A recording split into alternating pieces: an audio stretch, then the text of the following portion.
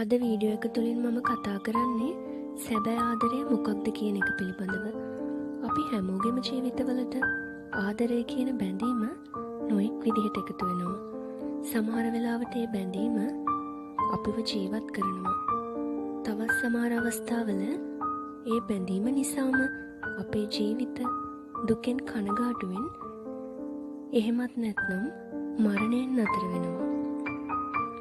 අවංක හිතින් තරුණ තරුණියන් ආදරය කරනවා නම් එතන සැබෑම ආදරයක් තියෙනවා.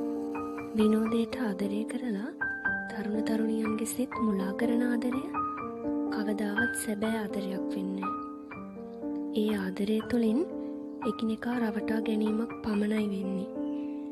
එහෙම ආදරය අපේ සමාජය තුළම පිළිකුල් වෙනවා. අපි කාට හරි එහෙම ආදරයක් කරද්දී සමාජය විසින් අපිව කොන් කරනවා.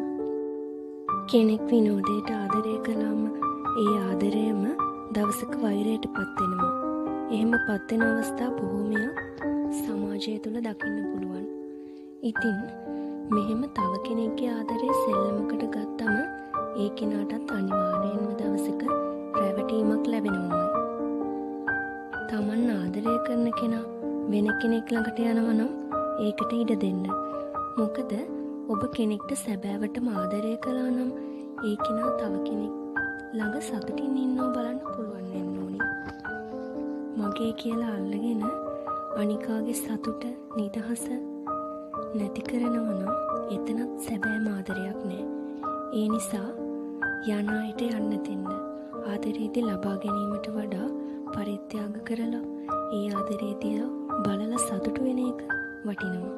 ඒක තමයි අපි කෙනෙක්ට කරලා තියෙන සැබෑම